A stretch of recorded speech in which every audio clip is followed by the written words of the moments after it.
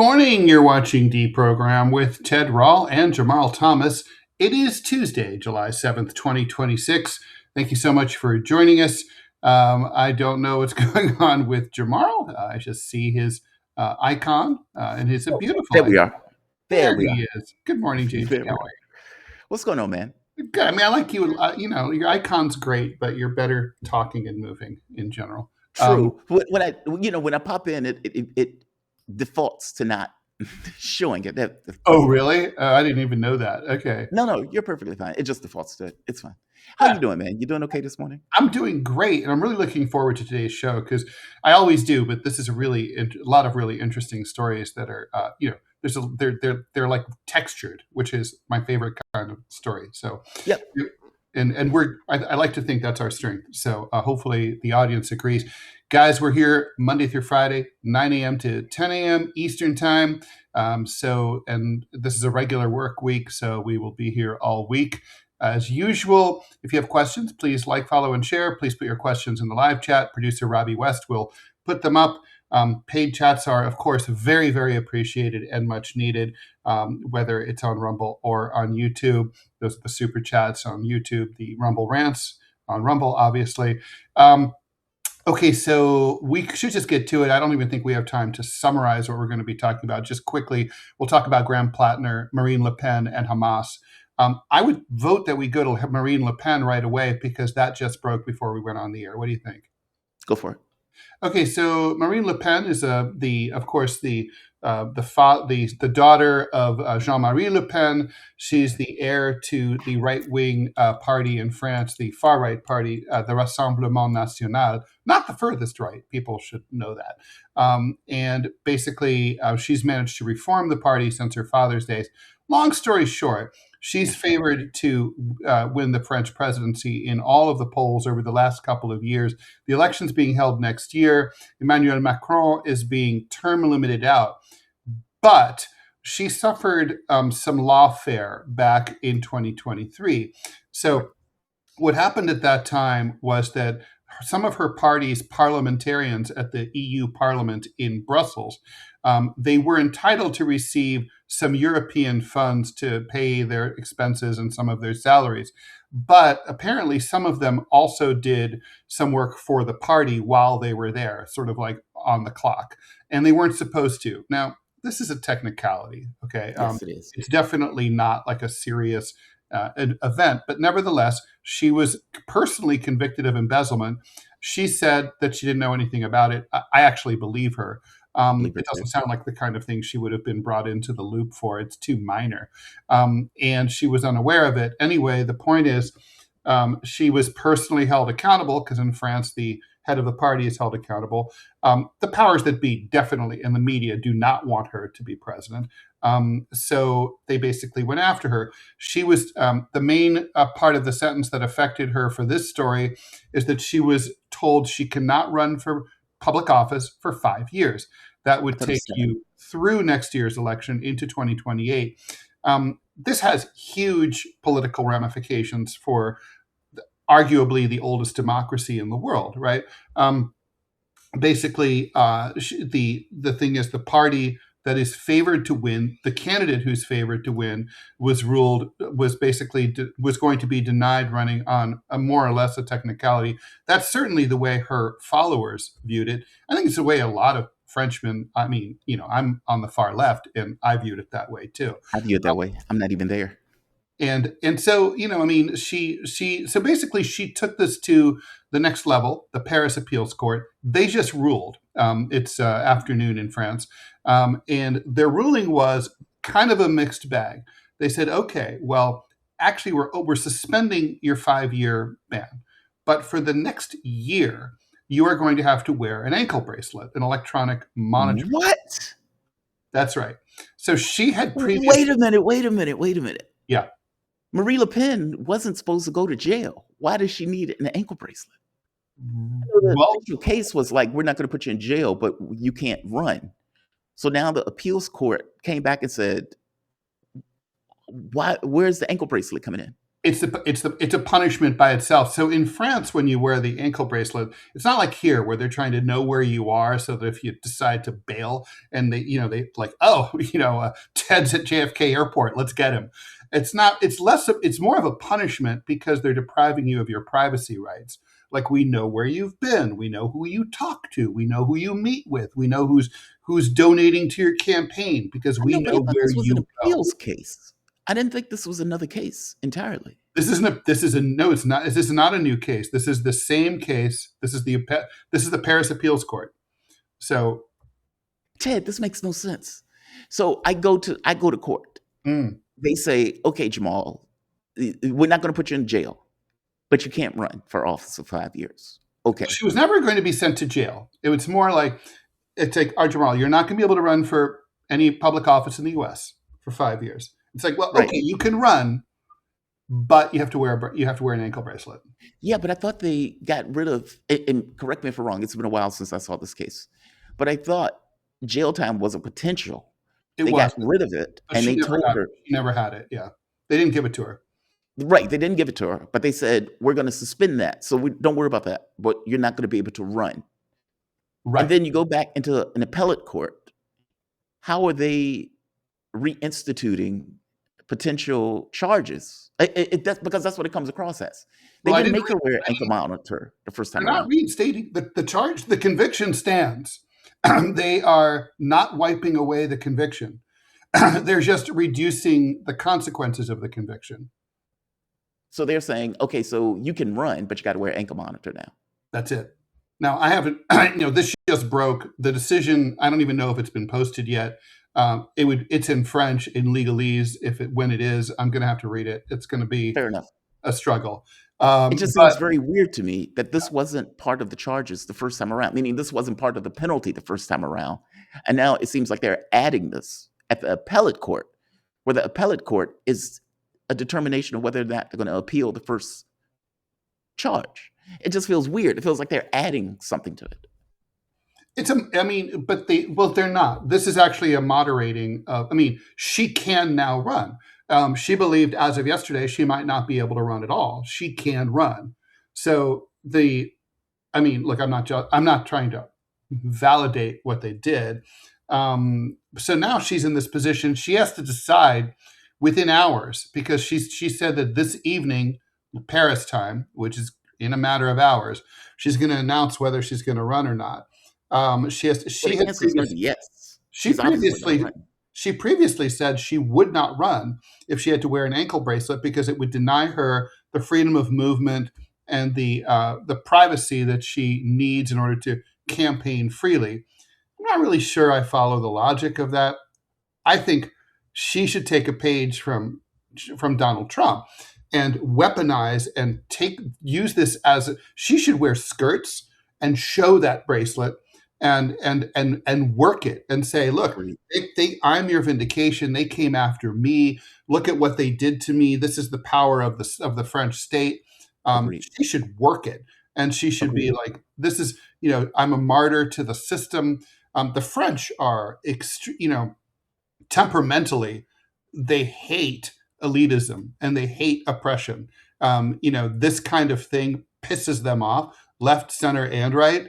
I think this would be kind of like remember when Paula Jones showed up in her cute miniskirt and her tight blouse to be frog walked by the police, and when she was arrested, and she was like, I'm going to look great and I'm going to make them look foolish, like arresting me. And it worked. That's what she should do. This is definitely, I predict, look, I'm on a limb here. I think she's going to run. I think she's not going to let this stop her. This will, if anything, just increase her popularity. To me, if I'm advising her, her backup was to, if she didn't run, her protege is 30 years old, Jordan Bardella, and he's a force of nature. But I don't know if after Macron, who is also young, the French are really excited about electing another young president, especially this young. 30 is young for a French president. Right. I don't think she wants to do that. I mean, she trusts and likes Bordello, but I just don't see it.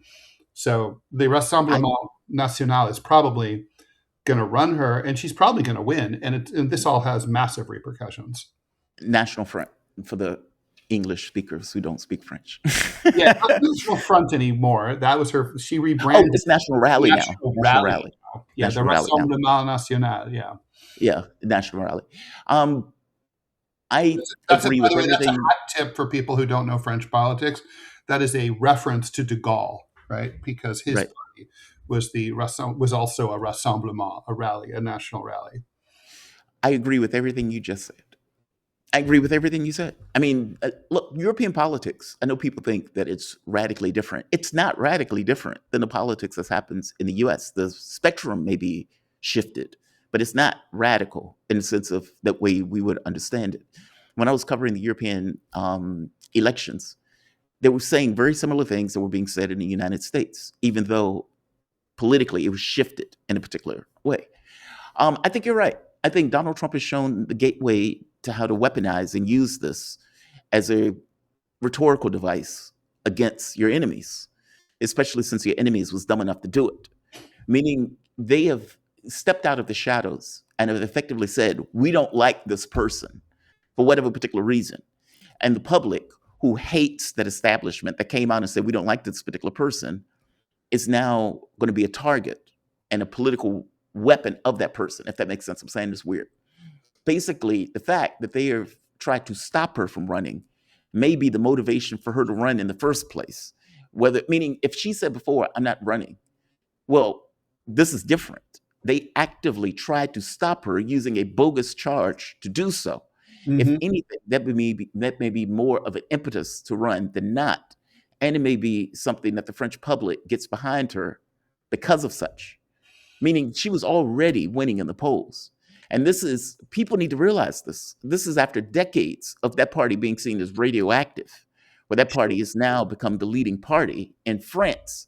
And by the way, the same thing or something similar is happening with the ADP in Alternative for Deutschland, AFD, I'm sorry. And I always have to say the words Alternative for Deutschland. It's because the acronym always throws me. The AFP in Germany, same thing, where you have a party that was reviled as a Nazi party, that because they pointed out, why are we doing this? Why are we taking a hit like this? Why aren't we using Russian oil? Why are we trying to go to war? And the people say, hey, they might be a Nazi party in the past, but they're making more sense now. I'm saying the same thing is true for Marine Le Pen. You're right. She should show that ankle monitor off. She should rhetorically bring up that they tried to stop her in the race, just like they stopped Carlin Gogetscu in Romania. She should bring this up. This should be a weapon for her. And yeah, I agree with you. I think she could win, which is wild because under normal circumstances, the National Rally was always seen as this outlier party where the other political parties would do everything in their power to prevent from getting into political power. Do you, and I guess this is a question for you, you would know better than me.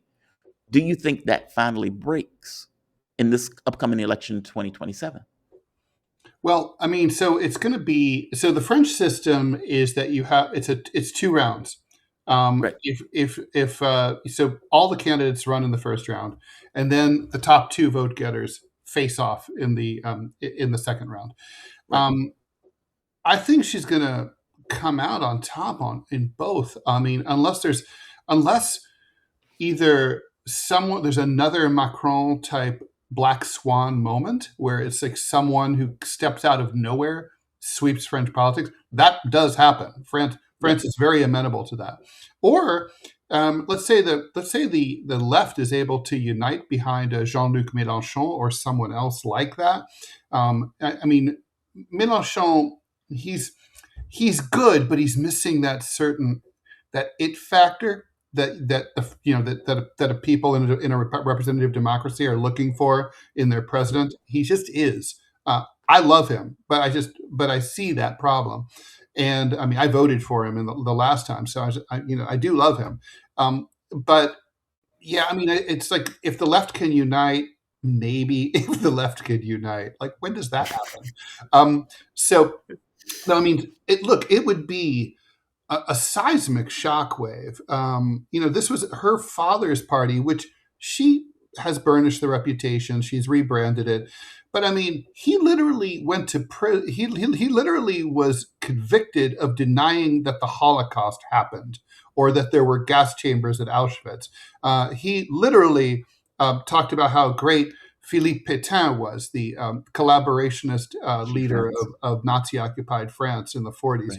Right. So, I mean, that's her dad. She broke with her dad, rebranded the party, and she insists that now it's basically French for the French only. She doesn't. I mean, by American standards, the National Front isn't really. It's not as far right as Trumpism or MAGA. Let me give you some examples. National health care ain't going anywhere. The early retirement at age 62 under a National Front government going nowhere. Social safety net going nowhere. Retirement going nowhere. All French workers cannot be dismissed for cause. You have to be your boss can't. Only for cause, right? Like if your boss wants to fire you just because like he feels like it, like here. They can't do that in France. You have a contract. All that stuff is going to stay under a right-wing National Front party. This is climate change. They believe in it. So like it's not as far right as ours is, but it'll be like definitely nativist, controlled borders, reduced immigration. Hard to see how that works within the EU, right? Because they have open borders with all of their neighboring countries. So how do you do that? I mean, France, along with Germany, is one of the two founding countries that created the EU together.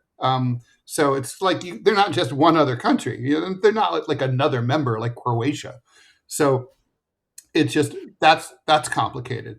But I think the French are really pissed off. The establishment going after her just makes it really. I mean, this gets her 10 points in the polls. It just does. People who would never have considered voting for her will vote for her as a spite vote. Yeah, this was basically it's going to backfire. It's like Mamdani. Like the reason I voted for Mamdani. It's like I thought he was too young. I thought he was inexperienced. I thought he was wet behind the ears. Then when I saw how badly the establishment despised him and were afraid of him, I was like, oh, that guy's got my vote. Yeah, it's a Trump factor. Yeah. It's like they did everything in their power to go after Trump. And some people thought it was I thought it was outrageous. I despised Trump and I thought it was outrageous. Yeah. Like meaning if you lose me in this. And I was we talked about it at the time. I agreed with you. Yeah. And look, I think there's a chance that Kamala Harris, or if Biden had been able to run, they would have been able to win in 2024 if they had just fucking let Trump be Trump and like not fucked with him for 4 years. Yeah, but in their mind, this is a pressing threat. It's a pressing threat to them. They can't. And that's God, man. Let's talk about that for just a second. Yeah. This paternalistic thing that you're sitting at the top of a political space and you look out and you say, hey, that guy's a threat. Now, you may even say he's a threat to America as a whole, not just a threat in and of itself, that we can't let somebody this incompetent hold the reins of power. And then you think to yourself, okay, so what do we do in order to stop her from doing that? And even if we have to go outside the norms in order to get rid of him, we should do that because that is in the ultimate best interest. And it backfires. I think the issue with that mindset, and I get it, I may even get stuck in that mindset if I was in that position. The problem with that is the country chooses. And the country chooses for a reason because the person in charge may not be the best person. And the person who is in charge will, in some cases, obviously, look at themselves as being the best thing for America. This other thing is bad, but that's a self-interested point of view, hence elections. I don't know. I mean, I can kind of see where they're coming from. By the same token, that perspective is nonsense. Or give me your take on that. Or do you think it's not? You're right. I mean, what you're talking about that these elites suffer from, and particularly in the media, it's paternalism, right? It's the idea that like we know better. We can see the country headed toward disaster. We know better than them. We can't leave this to the whim of the electorate. We can't let democracy prevail because what if the voters make the wrong call? Right. Well, the voters often make the wrong call. That's part of democracy, right? I mean, so and like if you don't like democracy, then don't then just have a coup and go to authoritarianism or monarchy or whatever. But this is kind of like, I mean, it's like parenting, right? At a certain point, you have to let your kid drive the car when you're not around, and they could drive too fast, and they could show off with their friends, and they could drink or smoke weed while they're driving. They can do all those things, and you have to be okay with letting them make some bad decisions and maybe crashing your car, because otherwise they will never fucking grow up, right? And they'll never be adults. And like these people are treating us, like the DNC and everything, like we're children, like our Rosenthal, the CEO of the New York Times. These guys are deciding for us. And like the thing is, I guarantee you the American public will make many more bad decisions. We voted for Nixon over McGovern. We voted for Bush over Kerry. We made a lot of bad decisions. James Buchanan was elected by the people who were allowed to vote. You've got to be okay with that. Otherwise, you're fundamentally anti-American, un-American, and anti-democratic, small d democratic.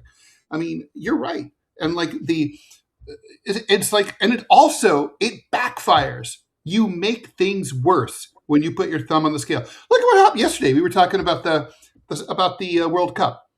Look, Belgium burned up the United States yesterday. Did they? When I woke up this morning, I was happy to hear it. Yeah, they destroyed them. They said that Belgium played like they were on fire because they were pissed off, right? And like the Americans played like derps. Cheating didn't help, right? The energy they were, I think, subconscious. Soccer players all say it's very psychological, right? The mood that they're in, and like they knew they were kind of like benefiting from something that wasn't right. The Belgians knew that they had been aggrieved, and they won. I mean, there's a chance the U.S. might have done better if Trump hadn't called the FIFA guy. It's just right. Like that. Just fucking stay out of it. Let it be. What if your kid crashes the car and gets killed in the car crash? That can happen. And that's the thing. It's like, yeah. And what if, let's say, your German democracy decides to elect an Austrian corporal? That can happen. So it's a legitimate concern. And there are people watching whose kid probably died in a car accident, right? I mean, yeah. That can happen. And like that, I mean, to say that sucks doesn't even begin to touch it's a complete catastrophe. Yeah. But then, see, I guess, and that's where... That's the system. That's the world we live in. You got to be honest with you. I think I would be susceptible to that. I remember too. I'm a control freak. Before I went on the air today, I noticed that the curtain behind me was off kilter, and I went and changed it. I'm a control freak.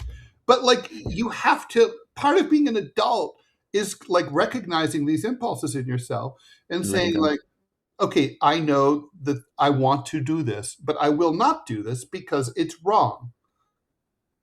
Oh, see, that's the rub. And it's wild, just to put this in context. Both political parties attempted a coup. Yes. The U.S., the Democratic Party tried a soft coup with Trump in either trying to take him out of the political space by putting him in a cage. Yep. Something that we do to other dictators or other world leaders that we don't particularly like. I mean, look at where Maduro is now. He's sitting in a cage, not because he did anything wrong, but because we just didn't necessarily like him. Okay, we tried to do the same thing with Trump. Saddam. And for the last part, Trump tried to do it just directly, right? I am God Emperor from here on out. Like, we are going and careening into bad places in our 250th year. This is not going well. No, it's not going well. And, look, as paternalistic as American political and journalistic elites are, man, they don't touch the French. I mean, because there's still people there who think that they're aristocrats and have titles. They somehow didn't get the whole guillotine memo. And I mean, it's like the class system is really rigid there. So I mean, it's also an incredible meritocracy. Like you can come from Jordan Bardella, who is the Le Pen's heir apparent at 30 years old. He grew up in the banlieue, which is it translates to suburbs, but it's not like our suburbs. Okay, the French suburbs, it's the projects. It's brutal. It's dangerous. It's rough. And he's a product of that. And he went to he studied hard, went to the best colleges in the country, and it is a meritocracy because if you get into the Sorbonne, you go for basically for free. You just have to pay your books. It's like, and in France they can do that, but so it's weird because it's like paternalistic, but it's also a very egalitarian society in other ways. It's complicated. But look, I think we have to start looking. I mean, if Le Pen chooses not to run, that'll be political suicide for the Rassemblement National. It would be foolish of her. I don't think one thing I've never seen from her is foolishness. She'll run. She'll run. I think she'll run. I don't think people give up political power. She's heavily favored to win. Yeah. I don't think people give up political power like that. And she has been at the head of this party for more than a decade. Yeah, and she looks a lot older than she is. She's 57. I mean, she has a lot of energy. She's still. Mm-hmm. Yeah. So she's been head of this party for God knows how long. She was able to bring it from. She stole it from her dad. Yeah, and the party was revolved to where it is now. I just don't believe that after all of that work, while she's at the precipice, that she says, "Yeah, I'm out." I just don't buy it. The point is, this doesn't hurt her, right? At all. It doesn't reduce her chances. I mean, I think honestly, she's cold-blooded, and she literally cares more about her party than she cares about herself. I think that like if she thought there was a 1% higher chance of Bardella winning than her, she would tell Bardella to run. Yeah. But I don't think he has a better chance than her. I think her chances are better than his. 100%. So, no question. Yeah. All right. All of this work, you don't give this up. Definitely not. Just if you're just joining us, we're going to talk about Graham Platner. We're going to talk about Hamas. Thanks for joining us. Please like, follow, and share. No ads, so we can just press onward. Should we talk about Graham Platner? Get that out of the way? Sure.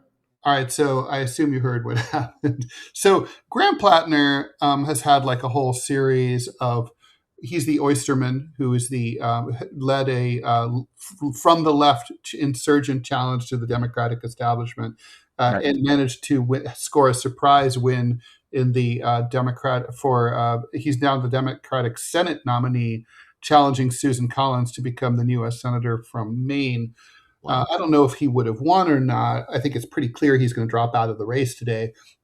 So a bunch of revelations came out about him being abusive to women, including physically abusive. And now yet another, I guess this is an ex-girlfriend, is saying that he raped her violently about 5 or 6 years ago. So that one of the things that happened when he was approached by his donors during the primary process, they said like, "There's not going to be any new shit, is there?" And he was like, "No. It's like, well, yes." And so, here we are. And I mean, you can imagine how pissed they are. I mean, it's just a reminder that you have to vet your candidates really well. But yeah, so Graham Platner, he's, basically, I'm kind of mad at him because it's kind of like. Why are you mad at him? Oh, because he didn't tell anybody that he was a violent rapist. Everybody knows, if you ran for, I'm not going to say what they would be, but I know if I ran for the Senate that I know what things would come up from my past and would be used against me. And some of those things I could probably brush off very easily, could not even talk about them. Some of them I'd have to confront the way that Obama did early on. He knew that, he had used cocaine. And so he put it in his book that came out years before he ran. So by the time someone brought up in 2007, "Hey, he used cocaine," everyone's like, "Yeah, we read it in his book, douchebag." You can, so inoculate yourself. And then there's stuff like, I haven't raped anyone, but if there's stuff that you're like, I might not be so easy to get rid of, right? Like if you knew there was someone who might drop a dime on you like that, then maybe you should spare your party and yourself and your loved ones the pain of this public scrutiny. I mean, they're gonna find out. I mean, I know nobody really knows what Lindsey Graham does in bed, but like, you know what I mean? Like, it's people are gonna know. I mean, you have to assume. So, like, why did he run? Well, I don't. Well, I don't think the pool boy is going to tell on Lindsey Graham. There's that. Two, I Clearly don't not. know. I was going to ask you, why do you think? I mean, because you're right? Like, this isn't like Carlos Danger, where it's embarrassing, but it's not rape, even though it's embarrassing and it's politically damaging. But he was able to, what is it, Weiner? Weiner was able to have a political career. He got into Congress. He just couldn't stop for whatever particular reason. He just kept doing this stuff even when he was in Congress. I guess my thing is, I mean, people forget this. He got caught. It was a big news story.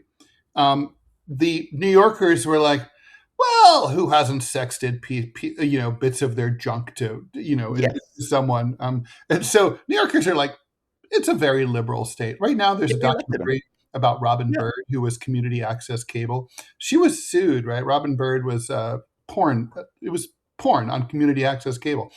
And someone sued for obscenity. It went all the way to the U.S. Supreme Court. And this is, I promise, germane. The U.S. Supreme Court said, well, this is all based on community standards. If you were in Birmingham, goes against community standards to have porn on. This is New York City. And they said New York City does not have community standards. Okay. So porn on community access was okay.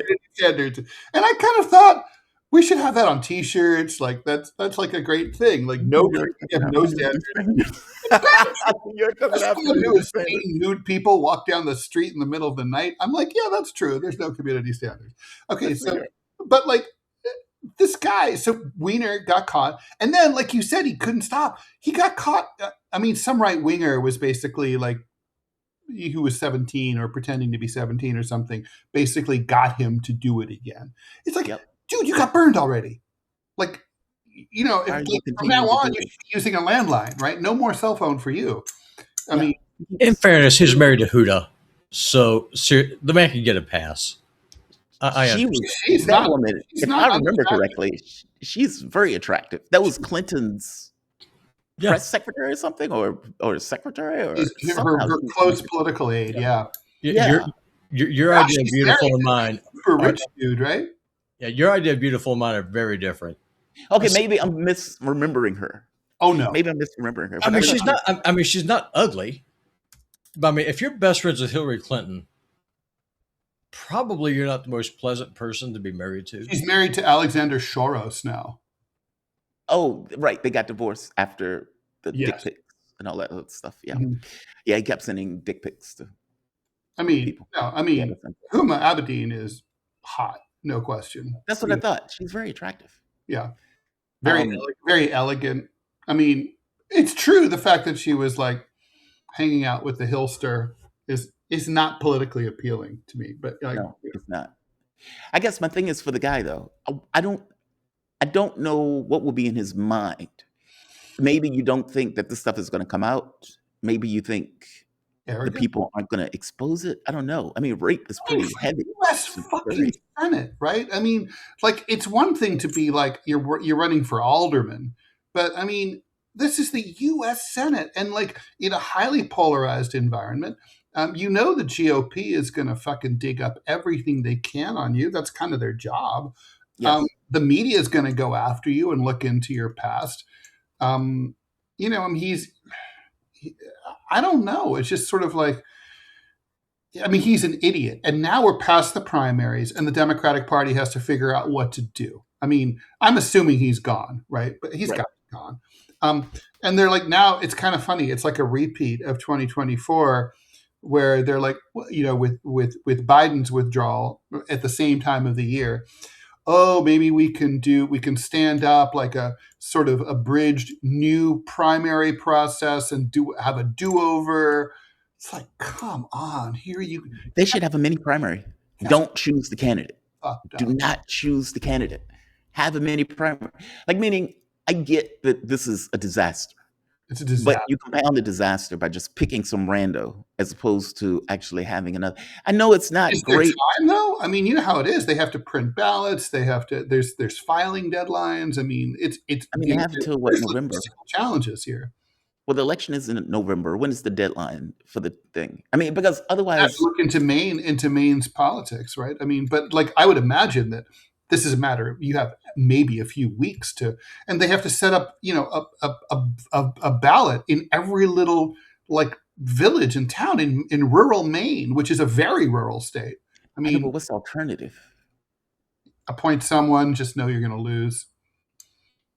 Oh, do you want to do that? I mean, I guess I'm looking at the race with Kamala Harris, and the way they just chose. Well, that's different. Harris. That's the presidency. You think it's different? I don't know. I mean, I'm not a big fan of. I mean, obviously, the party is a corporation; they could choose whoever they want. And the reason that they have the primary process is because they want buy-in from the public. They don't need buy-in from the public, but they want their candidate to win. I guess my thought is, I don't know. I guess choosing just assumes that you're going to lose the seat. Well, I think you can assume that. I mean, don't elect a rapist. I mean, they literally elected a rapist. They elected, yes, a probable racist. I mean, this is like the Bill Cosby thing. One person, it can be a false allegation, maybe two. Yeah. There's too much smoke here. There's too many accusations. I mean, it's just basically like, just look at him. The guy drinks too much, or has drunk too much, or both. He's a mean cuss, and he fucking hurts women. I mean, the end, right? I mean, we'll see if he drops out. Sucks. I mean, these are kind of explosive allegations to be like, I'm just going to rat this shit out. Yeah. I mean, if you imagine on the debate stage, Donald Trump did. True, but those were different. I mean, like, can you imagine being on the debate stage and Susan Collins is calling the guy rapist the entire time? Oh, that would be disastrous. I mean, Trump wrote it out because, to be honest, the allegations against Trump seem ridiculous. Like, meaning, like the idea that when we were in a room or we were in a store, there was nobody there. This happened 30-something years ago, and he sexually assaulted me. Mm-hmm. Okay, there's not a shred of evidence. I wanted to make out. I didn't want to fuck. Right. Like, it's so like the timing to me, the fact that it was like, what, this is from the 90s? Yeah. And you're bringing this up now during the presidential election, and we haven't a shred of evidence that attests of being raped or assaulted, and we're just supposed to take your word for it? Like, I don't know where to go with that. I don't know. I mean, again, I despise Trump, and I didn't know where to go with that. Yeah, now, especially when you're giving a guy like millions of dollars just because he said you're lying. I know two people who know Jean Carroll, and just full transparency, they say she's extremely credible. But for whatever that's worth. I mean, but it's not about her being credible. It's just I don't have any evidence for it. Right? No, I know. And I think you can't fuck someone over based for something where there's no evidence. Yeah, no, I agree. Yeah. It's just that. Here you have evidence. I mean, a number of accusers have stepped forward. So, Yeah. I mean, look, here's the thing. At bare minimum, his ex-girlfriends don't think he should be a U.S. senator, right? That's why they're stepping forward, even if they're lying, right? It's like they don't like. I gotta say, I don't think my ex-girlfriends would say I should not be a U.S. senator. I think my ex-girlfriends would think that I would make a good senator. You know what I mean? Not that I'm running. I mean, I don't think they would come forward and trash me, regardless of whatever they think of my political ambitions. Meaning, I don't think they would come forward and make shit up just to stop me from getting into political office. Right. Even if they hated my guts, I don't think they would do that. Right. Exactly. No. And so, so all of that, it's bad. I hope he fights it, and here's why. Wow. All right. Go, Robbie. Let's hear this. I'm all ears. Let's hear it. I'm being dead serious, and here's why. It's because if the establishment is trying this hard to take somebody out, and if they offer enough They are incentive scared of him. for false accusations, if that's all it takes, keep in mind this guy's never been convicted. He's never been charged. Sure. This is all in the court of public opinion. And he's a true insurgent. He's never held political office. Anyone could say anything about anyone. And if you think that the establishment will not give some kind of incentive to bring forth a wave of false accusations against anyone that they perceive as a threat, you're giving way too much credit. These people, they're going after him because they are afraid of him. And if they are afraid of him, then by definition, I would support him because I want to burn the system down. Wait, what if he's guilty? I have no idea. Then they should have went to the cops and charged him. They should have. There is a legal process. If I raped somebody, then I should be taken to court and convicted of that crime. That never happened here. This is public character assassination, is what this is. There is a recourse. Well, it's not character. It's. I mean, I guess it is. By definition, it is. It is. They are attacking the man's character. I mean, Ted, you just convicted this man on the internet based on allegations of rape. He's never been charged. Not one of these women filed a police report, to my knowledge. No, there's never been any kind of legal process or due process. You know who hasn't denied that he did this is Graham Platner. Why would you? Graham Platner did not. If someone accused Would me you deny that you committed a violent rape? I would sue them for libel, and I would absolutely deny it. Here's what I would do. And listen, I don't have enough money to run, but if I did, I guarantee I would. And it would not surprise me if the Republican establishment went after me in any way, shape, or form that they could. I would take the Thomas Jefferson route when he was accused of being with Sally Heming. I wouldn't say a word because the press, they wanted him to defend what he did.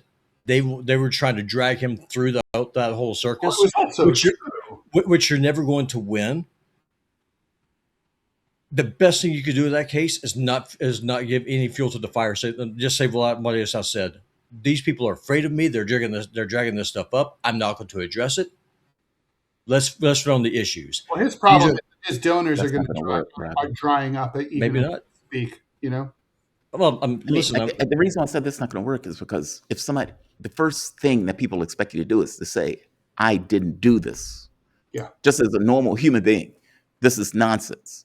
And yeah, I agree with Ted. You sue the shit out of them for doing something like that. I mean, they're effectively, as you point out, they're assassinating your character. They're calling you a rapist. But can you? I sued the LA Times, for libel. They, I talked to lawyers, I talked to journalists. Everyone told me the same thing. It's kind of like, well, it's going to suck ass, right? It's like, and I know because I've been down this path before. But also, what you're broadcasting is you're willing to take big fucking chances to prove that you're telling the truth.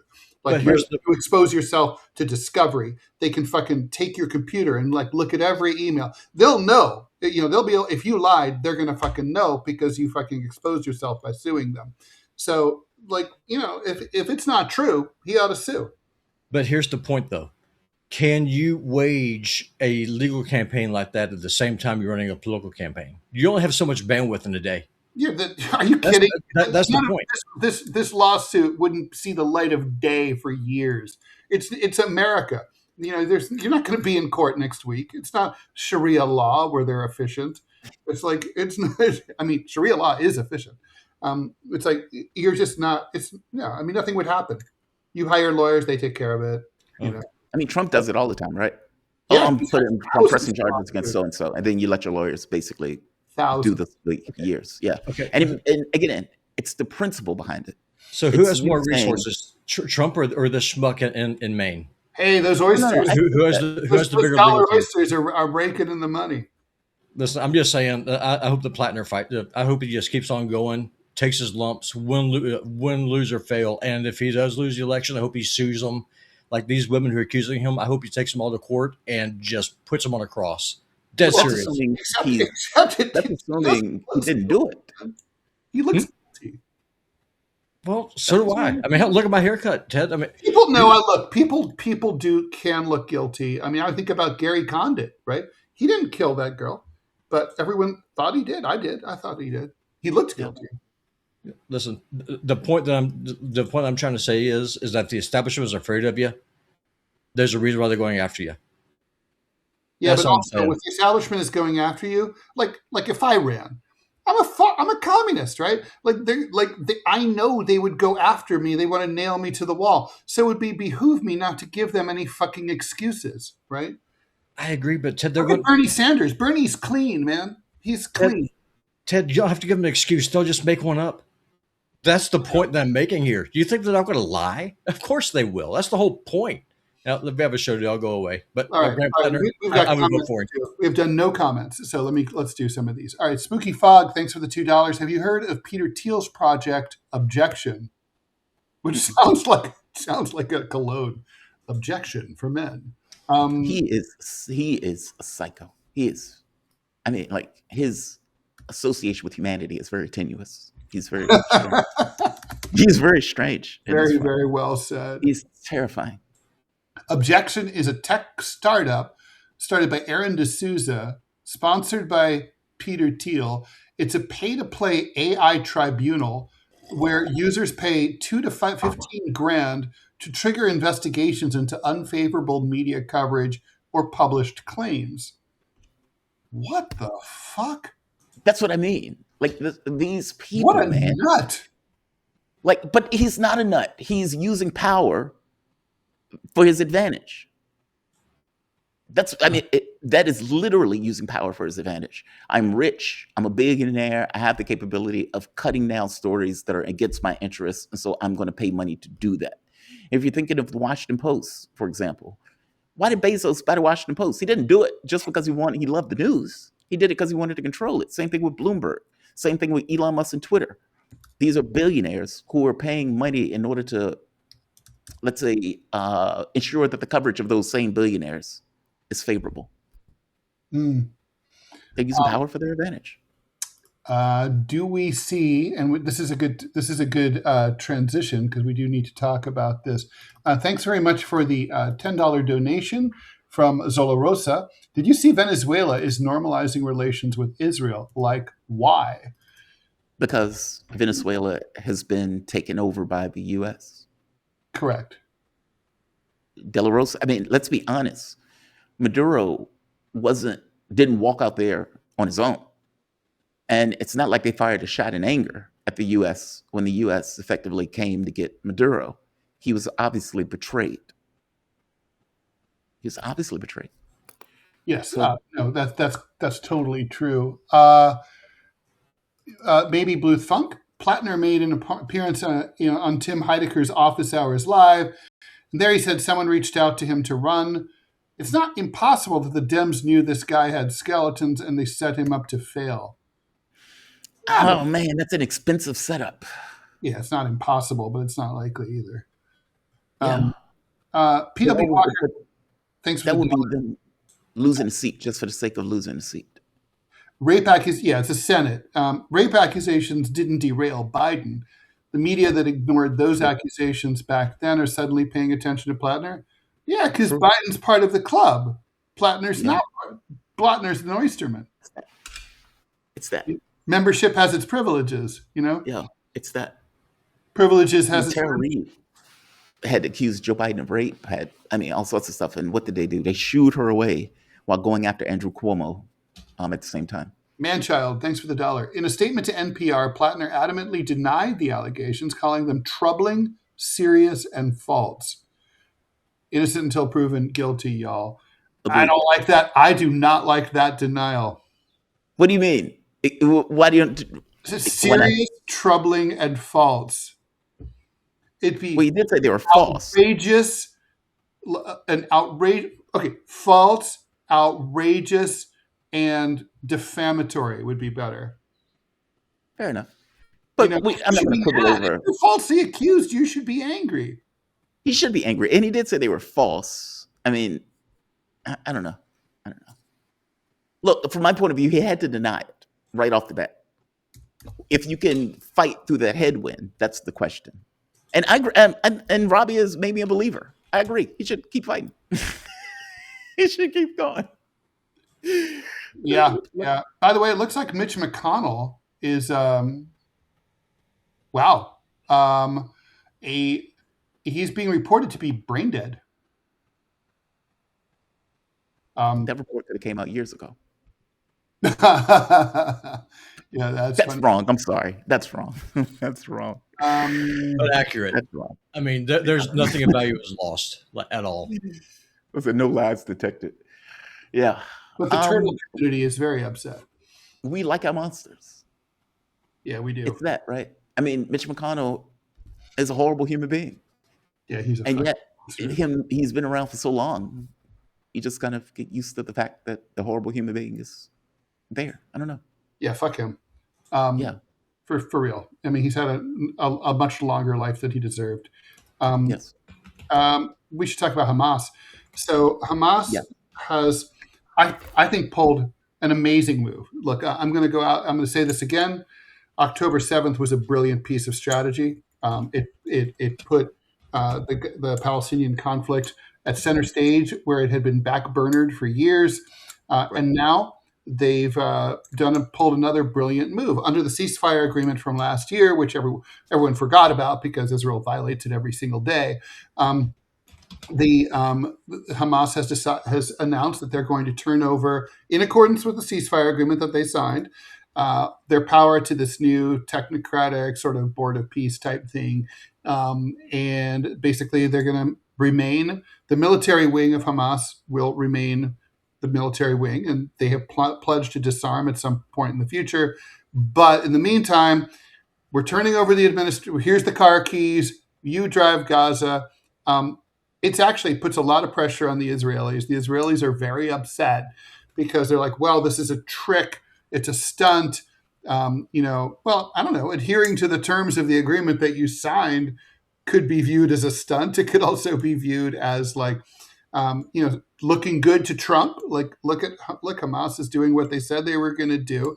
You're also, how can you administer a territory that is 57% now under IDF direct occupation, and that the Israelis have completely leveled and destroyed? Oh, you want to administer it? Like, the 1.8 million people who you haven't killed yet, you feed them. Okay, fuck you. And so basically the Israelis are saying, well, this is an excuse not to have to disarm. It's like, it's two separate issues. But I think it's, it's a smart move. I don't even know. I agree with you. I don't know how Hamas would be expected to administer a spot that is being occupied by the Israeli military.